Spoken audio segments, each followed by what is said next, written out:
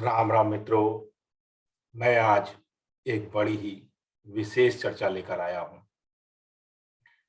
जो आज की तारीख में समाज के लिए बहुत महत्वपूर्ण हो गया है। सबको संतान चाहिए। संतान को लेकर बड़ी समस्याएं संतान उत्पत्ति में हो रही हैं। तो आज के समय में आईवीएफ एक ऐसी सिस्टम है, ऐसी पद्धति है। इस पद्धति से, आईवीएफ की पद्धति से आप संतान प्राप्ति करते हैं और संतान की चाह को पूरा करते हैं। पर बहुत बार ऐसा होता है कि आईवीएफ आप करवाते हैं, और असफल हो जाते हैं। बार बार आईवीएफ करवाने के बाद भी आप फेल हो जाते हैं। आईवीएफ को लेकर के भी बहुत सारी समस्याएं हैं, चर्चाएं हैं। सबसे बड़ी बात है कि आईवीएफ आपका सफल होगा, नहीं होगा, आईवीएफ कब करवाना चाहिए, अगर आप आईवीएफ करवा रहे हैं तो क्या आईवीएफ के साथ साथ कोई ज्योतिषीय उपाय की आवश्यकता है, क्या आपकी कुंडली में आईवीएफ से सफल संतान प्राप्त होने के योग हैं। इस प्रकार की बहुत सारी समस्याएं हैं जो आईवीएफ से जुड़ी हैं। आप डॉक्टर के पास गए, आपने लाखों रुपए लगा दिया, आईवीएफ करवा लिया। आईवीएफ करवाने के लिए आपने लाखों रुपए लगा दिए और आईवीएफ फेल हो गया, तो क्या वो जो धन लगा वो वापस आएगा? वो जो समय, कष्ट, पीड़ा आपने उठाई वो आपको वापस मिलेगा? उससे आप निजात पाएंगे? दोबारा आईवीएफ कराएंगे, दोबारा भी समस्या हो सकती है। तो अगर हम लाखों रुपए लगाने से पहले ये समझ लें कि आईवीएफ कराने पर संतान हमें प्राप्त होने के योग है, नहीं है, अगर है तो कोई दिक्कत या समस्या है तो उसका ज्योतिषीय उपाय हम कर सकते हैं, इससे हम संतान प्राप्त कराएं और हमारा आईवीएफ, हमारा एक बार में, सिर्फ एक बार में कराया हुआ आईवीएफ सफल हो जाए और हमें संतान प्राप्त हो जाए। मेरे बहुत सारे क्लाइंट हैं जिनको मेरे पास आने से पहले, जिन्होंने 3 बार, 4 बार, 5 बार आईवीएफ करवाया और असफल रहे।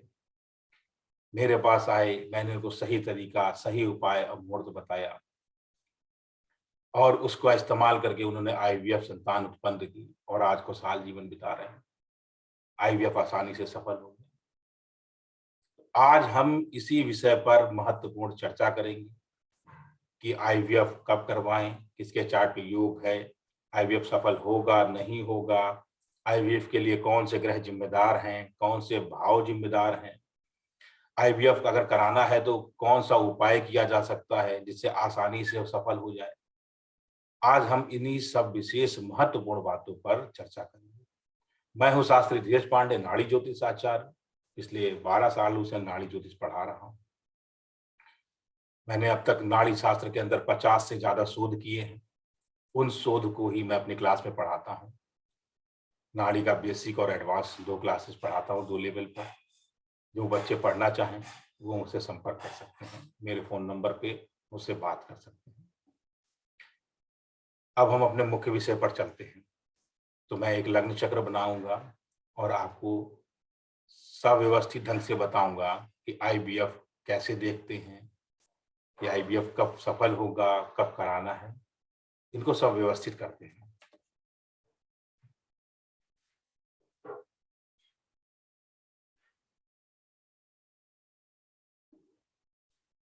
ये देखिए मित्रों, मान लीजिए ये आपकी कुंडली, ठीक है।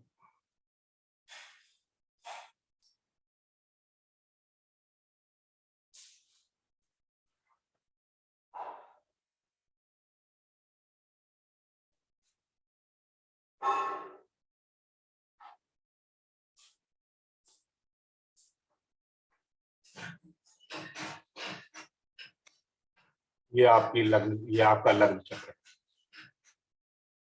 इस लग्न चक्र में सबसे पहला महत्वपूर्ण पार्ट है कि आईवीएफ के लिए कौन सा ग्रह जिम्मेदार है, कौन सा ग्रह जिम्मेदार है जो आईवीएफ कराता है। सबसे पहले हमें ये समझना है, क्योंकि अगर हमारी प्लेनेटरी की पोजीशन हमें पता ही नहीं है, हाउस पता ही नहीं है, तो हम आईवीएफ कैसे करवा सकते हैं, उपाय कैसे करवाएंगे, आईवीएफ सफल कैसे होगा?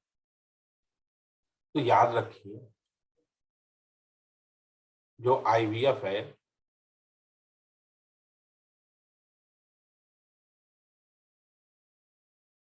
इसके लिए शनि ग्रह देखते हैं और छठा भाव देखते हैं। ये छठा भाव ये आई के लिए जिम्मेदार होता है। इस छठे भाव पर किस प्रकार के ग्रह होने चाहिए, ग्रहों का कैसा संबंध होना चाहिए, कैसी युति होनी चाहिए, इसको हम क्रमवार समझने का प्रयास करेंगे और समझकर फलित करेंगे कि आईवीएफ सफल होगा नहीं होगा, कब कराना है। सबसे पहले तो हमने पहले समझा कि आईवीएफ के लिए ग्रह शनि है, आईवीएफ के लिए भाव छठा है। इन दोनों को देख करके ही हम निर्धारित करेंगे कि हमें आईवीएफ कराना है या नहीं कराना। ठीक, इतनी बात आपको समझ में आ गई होगी। अब कैसे देखते हैं, देखिए ध्यान रखिए, कुछ बातों को महत्वपूर्ण जो मैं बताने जा रहा हूँ उसको क्रमवार देखेंगे तो बड़े आसानी से समझ जाएंगे, किसी के आप लोगों के लिए कोई समस्या नहीं है। आसान सूत्र है, नाड़ी के अंदर सारे सूत्र एक लाइन दो लाइन के ही होते हैं, बहुत ज्यादा उसमें वैदिक की तरह मतलब समय बर्बाद करने की जरूरत नहीं पड़ती है, बहुत ज्यादा उथल पुथल नहीं कराना पड़ता है। देखिए, अगर अगर छठे भाव में शनि ग्रह की मित्र राशि हो, मतलब छठे भाव का जो भावेश है वो शनि का मित्र हो, मित्र राशि हो, मतलब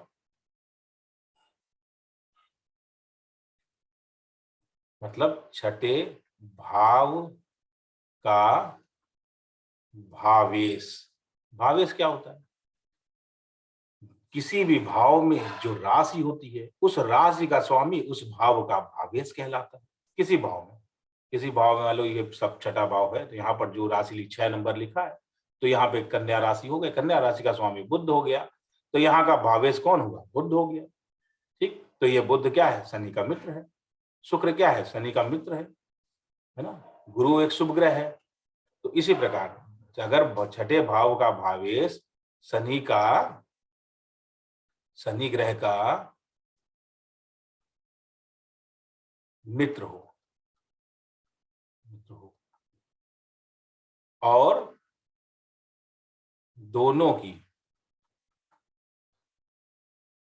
आपस में, दोनों का आपस में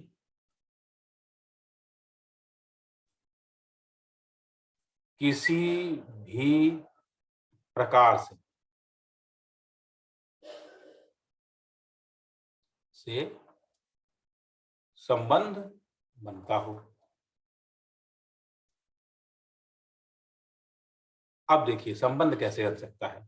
मान लीजिए यहाँ पर 6 नंबर लिखा हुआ, 6 नंबर का स्वामी बुध, तो बुध यहाँ बैठा हो, शनि अगर यहाँ बैठा हो, अगर यहाँ से सप्तम पर शनि बैठा हो, यहाँ शनि बैठा हो, यहाँ शनि हो, यहाँ शनि हो, यहाँ पे सप्तम पे शनि हो, मान लीजिए शनि यहीं पर बैठा हो, छठे भाव में ही शनि बैठा हो, अब ये त्रिकोण का संबंध हो गया।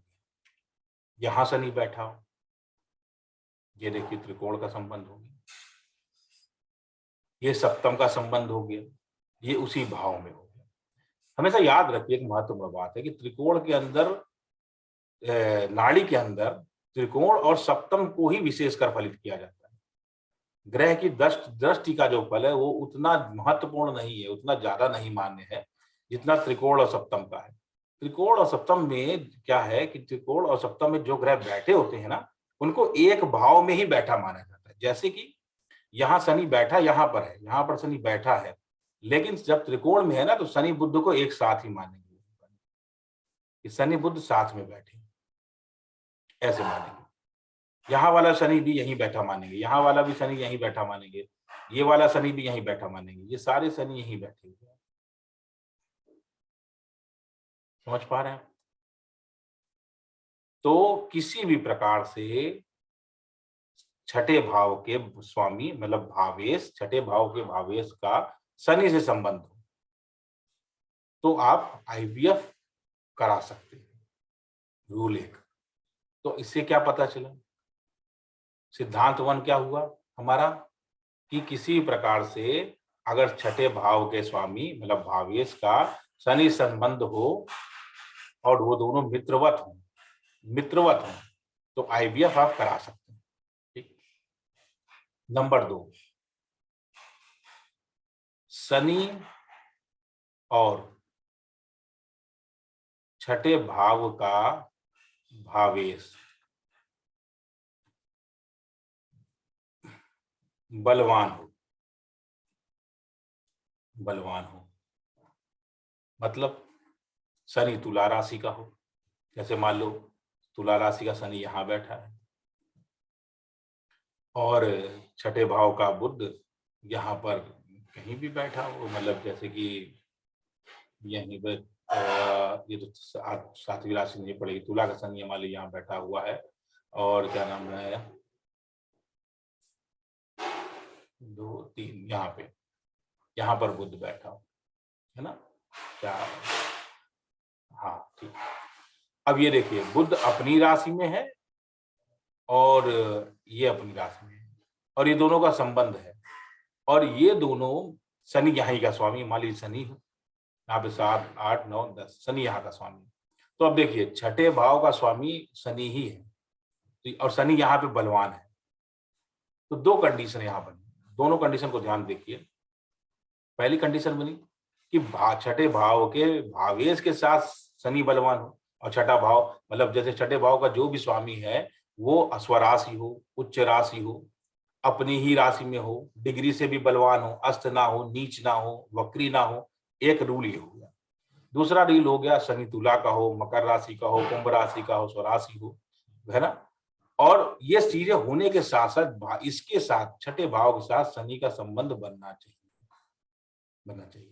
एक संबंध रूल ये हो गया जो मैंने अभी लिखाया, यहाँ पर दोनों बलवान हो तो संबंध। तीसरी डेट जो संबंध बनता है कि शनि ही इसका स्वामी हो, मतलब छठे भाव पर मकर या कुंभ राशि ही हो और शनि यहीं बैठा हो तो छठे भाव का स्वामी शनि हो गया, छठे भाव में ही बैठ गया तो यहाँ स्वराशि हो गया शनि। यहाँ आईवीएफ कराइए, आप सफल हो जाएंगे, आईवीएफ सफल हो जाएगा। तब जब शनि ही छठे भाव का भावेश होकर बलवान हो। समझ में आया? अब मान लो शनि यहाँ ना बैठा होता, मान लीजिए शनि यहाँ ना बैठा हो, शनि यहाँ इसकी जगह इसका त्रिकोण क्या हुआ 2 6 10 है। शनि यहाँ मान लो बैठा होता तो भी ठीक था, शनि यहाँ बैठा होता तो भी ठीक था, शनि अपने त्रिकोण पर, शनि सप्तम पर है तो भी ठीक है। इन सभी कंडीशन में शनि का छठे भाव से संबंध है, अपने ही भाव संबंध है, तो यहाँ आईवीएफ कराएंगे आप और सफल हो जाएंगे। अब एक केस बनता है कि मान लो भावेश बलवान ही ना हो,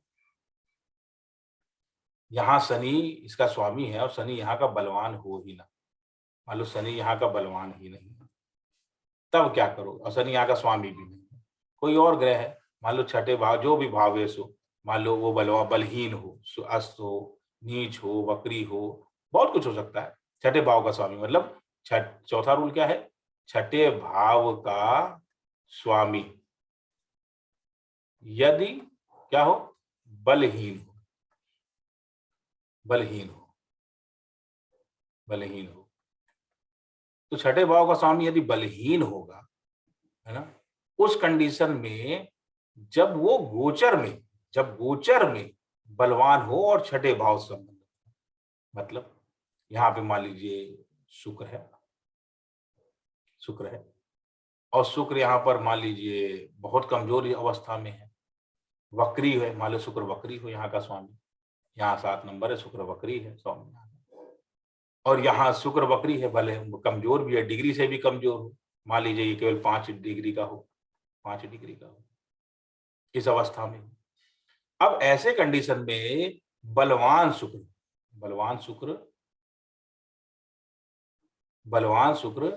अगर गोचर में अपने छठे भाव से संबंध बनाए, शुक्र का संबंध कहां से बने? छठे भाव से, और साथ ही शनि का भी संबंध बना, उस टाइम पीरियड में जब शनि की डिग्री और शुक्र की डिग्री, मतलब छठे भाव के स्वामी की डिग्री, भाव डिग्री एकदम एक ही नवमांश पर आ जाए, मतलब नवमांश क्या है? 3 डिग्री 20 कला के अंदर आ जाए। तो शुक्र 1 महीने एक भाव में रहता है, तो 3 डिग्री का मतलब 3 डिग्री 20 कला का मतलब 3 दिन का समय मिलेगा आपको। इस 3 दिन के अंदर आप आईवीएफ करवा सकते हैं और वो आईवीएफ सफल हो गया। भाई आपके चार्ट पर तो शुक्र कमजोर है, लेकिन गोचर का शुक्र बलवान होकर के और बलवान शनि के साथ मिला, और इन दोनों का संबंध यदि छठे भाव से बना, उस टाइम पीरियड में आप आईवीएफ कराएंगे तो सफल हो। समझ में आया?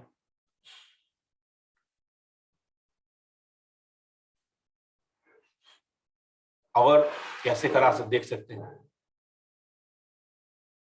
मान लीजिए अब जैसे कि अभी फिलहाल क्या हुआ, अभी मैंने एक आईवीएफ कराया था, उसमें क्या था, यहाँ पर 10 राशि थी और शनि उनका वक्री था, और वक्री होकर के शनि बैठा हुआ था कहाँ पर? यहाँ पर तीसरे भाव पर बैठा हुआ था, यहाँ पर शनि बैठा हुआ था। अब उन्होंने पहले 2 बार प्रयास किया, लेकिन शनि का फल प्राप्त नहीं हुआ, मतलब आईवीएफ सफल नहीं। अभी जब शनि यहाँ पर गोचर कर रहा, जब शनि का छठे भाव पे गोचर हुआ और ये भी वक्री शनि है, और जब यहाँ का शनि वक्री हुआ तो नेटल चार्ट का भी शनि वक्री था, गोचर का भी वक्री हुआ, और जब इस शनि की डिग्री के पास इस शनि की डिग्री मतलब एक ही नवमांश पर आया, उस टाइम पीरियड पे मैंने उनका आईवीएफ करा दिया और क्या हुआ? सफल हो गया आईवीएफ और संतान प्राप्ति हो गई। तो इनके चार्ट पर देखिए वक्री शनि था और कम डिग्री से भी कमजोर था, सब कुछ था, जिस कारण से इन्होंने आईवीएफ कराया लेकिन सफल नहीं पाए। क्यों? भावेश, छठे भाव का स्वामी भावेश जो था वो बलहीन था, और शनि ग्रह होता है आईवीएफ का, तो वो शनि ही वहां पर ग्रह था, तो यहाँ तो डबल इशू था, मतलब भाव भी बलहीन हो गया क्योंकि भावेश की वजह से शनि ही भावेश था, और शनि भी बलहीन था, तो शनि आईवीएफ ग्रह का कारक है, तो वो ग्रह भी का बलहीन था, नहीं हो पा रहा था, 2 बार कराने के बाद नहीं हो पा रहा था।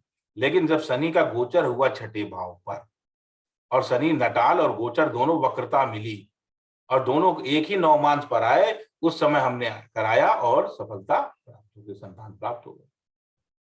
समझ में आया? इस प्रकार से आप सब शनि को छठे भाव से संबंध स्थापित कर बलवान शनि का और बलवान भावेश का युति बना करके आप आईवीएफ कराकर सफलता प्राप्त कर सकते हैं। ये बात समझ में आई? अब देखिए, अब मान लीजिए कि भाई बस शनि ही, क्या नाम है, हमारा आईवीएफ शनि भी खराब हो और भावेश भी खराब हो, मतलब शनि ग्रह जो है वो शनि ग्रह भी हमारी कुंडली में खराब है, और छठे भाव का भावेश भी हमारी कुंडली में खराब है, भावेश भी खराब है, दोनों के खराब, और हमें संतान भी नहीं, हमें कराना है आईवीएफ। इस कंडीशन में क्या करना? सबसे पहले देखिए कि अगर आईवीएफ कराना है तो क्या करेंगे, जो छठे भाव का भावेश है इसको भी बलवान करना पड़ेगा और शनि को भी बलवान करना पड़ेगा। दोनों को बलवान करें और बलवान करने के बाद इंतजार करें। किस चीज का इंतजार करें कि जब दोनों का संबंध आपस में बने, मतलब शनि शनि प्लस छठे भाव का भावेश, इन दोनों का जब संबंध आपस में बनेगा तो क्या होगा, आईवीएफ सफल हो जाएगा। तो सूत्र क्या बना, पहले सूत्र समझो। तो आईवीएफ का सूत्र क्या है, तो मतलब फार्मूला क्या है, बलवान शनि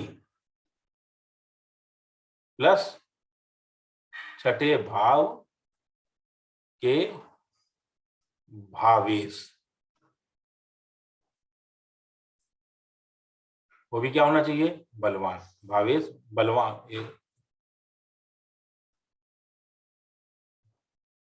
छठे भाव के बलवान भावेश,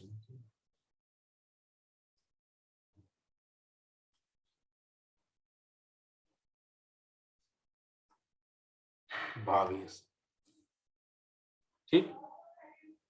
तो बलवान शनि और छठे भाव का बलवान भावेश जब मिलेगा तो क्या होगा, आईवीएफ सफल हो जाएगा,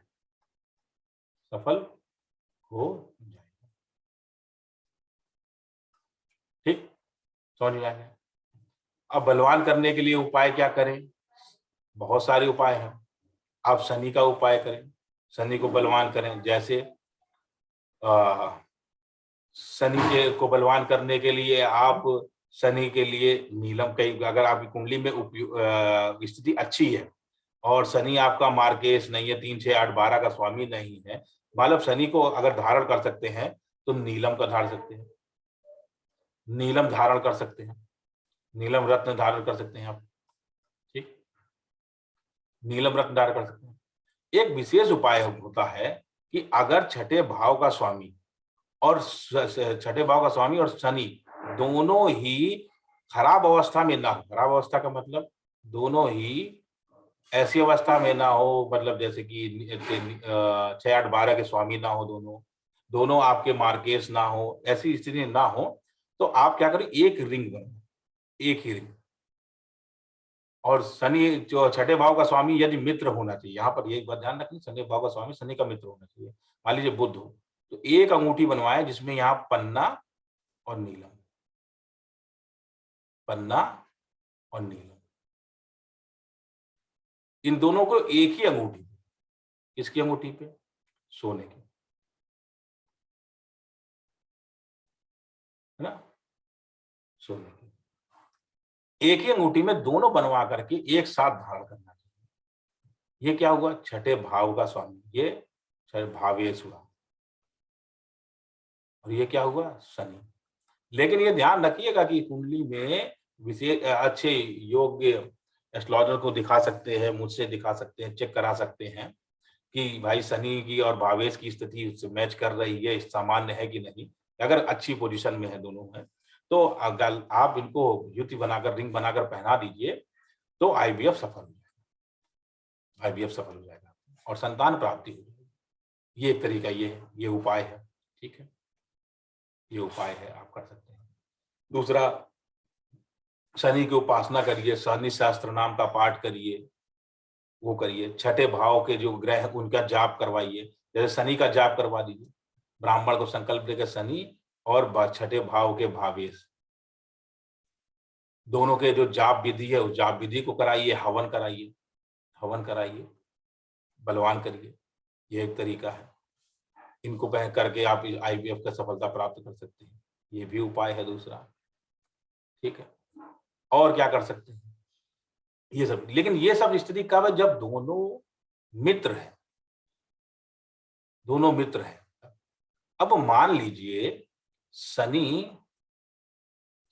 के शत्रु ग्रह, शत्रु ग्रह छठे भाव के भावेश हो, तब क्या होगा? तब क्या कर सकते हैं? देखिए, शनि का शत्रु, अब देखिए ध्यान रखिए, शनि का जो है आसान कॉम्बिनेशन किसके साथ है? शुक्र,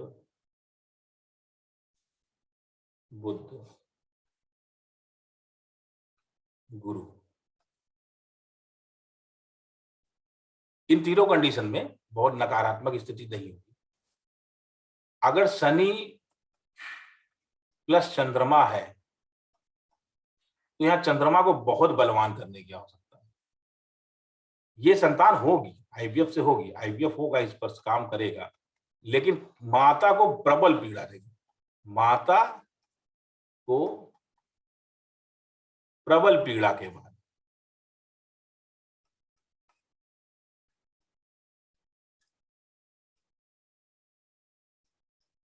बहुत कष्ट होगा यहाँ पर, क्योंकि शनि एक तरह से शत्रु ग्रह भी है, चंद्रमा को कष्ट देता है ना?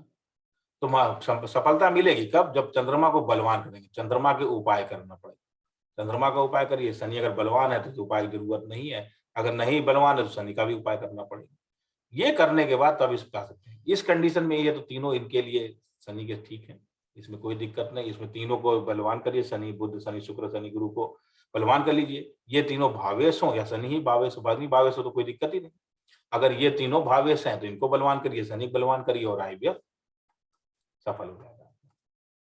ये समझ में आ गया आप लोगों को? कितना आसान था। लेकिन अगर दोनों शत्रु हैं, मान लीजिए सूर्य हो गया, सूर्य भी नैसर्गिक शत्रु है, तो जैसे चंद्रमा के साथ है सूर्य हुआ, चंद्रमा हुआ, इन दोनों के साथ जो शनि का रिलेशन है, अगर आप इसके उपाय करते हैं अलग, मतलब चंद्रमा और सूर्य के उपाय करते हैं, इसको बलवान अलग करते हैं उपाय, इनका उपाय करते हैं और इसका उपाय करते हैं, तो संतान प्राप्ति हो जाएगी, तो आईवीएफ सफल हो जाएगा, सफल हो जाएगा। लेकिन अगर अब ये सफल के होने के लिए मैंने सारे तरीके बता दिए, गुरु के साथ, शनि के साथ, चंद्रमा के साथ, शुक्र के साथ, बुध के साथ, सूर्य के साथ, ये सब सफल हो सकते हैं। आईवीएफ असफल कब होता है? असफल आईवीएफ असफल क्यों होगा?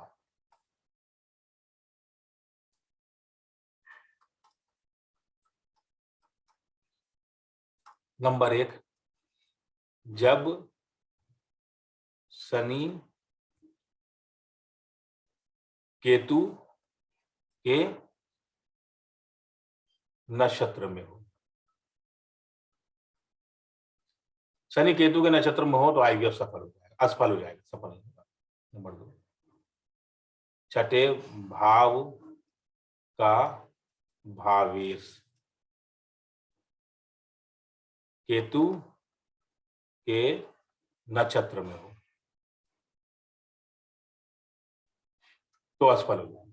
नंबर तीन, छठे भाव पर केतु की दृष्टि हो, मतलब कौन सी दृष्टि? सप्तम दृष्टि, सप्तम हो। नंबर चार, केतु छठे भाव में ही बैठा हो।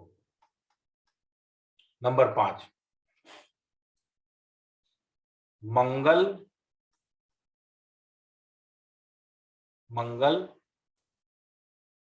छठे भाव का भावेश हो। नंबर सात,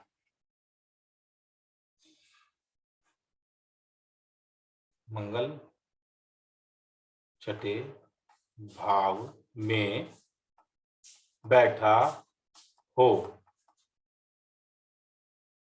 छठे भाव में बैठा हूं। ठीक, समझ में आया? ये कारण है। अब यहाँ छठे भाव में मंगल भले स्वराशि हो, मित्र राशि, उच्च राशि, शनि से जब भी संबंध बनाएगा तो समस्या पैदा होगी। आईवीएफ करा लोगे, पैसा बर्बाद हो जाएगा, असफल हो जाएगा। क्यों? ये रक्त का कारक है। मंगल जो है ना, रक्त का कारक है। और संतान तभी रुकती है जब रक्त रुकता है, मतलब पीरियड्स जो है ना वो रुक जाएंगे तभी संतान होगी। अब आप आईवीएफ कराओगे, अगर गर्भ में संतान रुकेगी ही नहीं तो आईवीएफ सफल कैसे होगा? तो यहाँ पे रक्त का प्रभाव रुकेगा ही नहीं अगर ऐसी स्थिति हो। जब पीरियड आएगा तो गड़बड़ हो जाएगा, सब कुछ, सारा मेहनत बेकार हो जाएगी। तो ये कंडीशन है जब आईवीएफ असफल हो जाता है, इसका विशेष ध्यान रखना चाहिए। उम्मीद है मित्रों आप सबको संपूर्ण विस्तार से समझ में आया होगा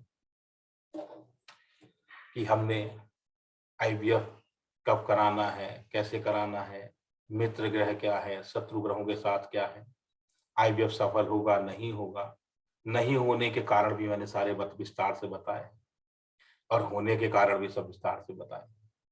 आप इसका लाभ लीजिए।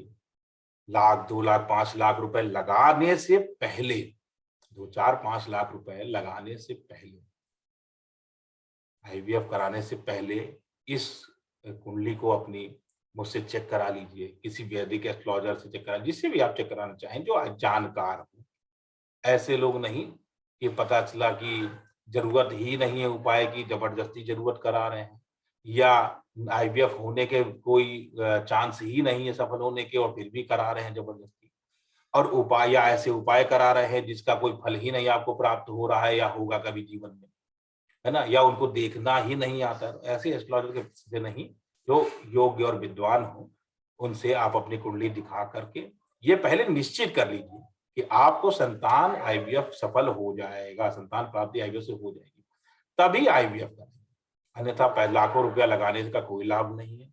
कुछ हजार रुपए में आप कुंडली दिखा करके आराम से अपना जान सकते हैं और पैसा बचा सकते हैं। और अच्छा योग्य ज्योतिषी होगा तो उपाय भी अच्छे बताएगा जो सफल हो जाएंगे और आपको सफलता प्राप्त हो जाएगी। इस प्रकार से आज हमने आईवीएफ पर विस्तार से चर्चा की। अगर आप वीडियो आपको पसंद आया है तो अपने सभी मित्रों को शेयर करिए, लाइक करिए, मेरे चैनल को सब्सक्राइब करिए, अपने मित्रों से कहिए कि चैनल सब्सक्राइब करें और सबको चैनल का लिंक शेयर करें।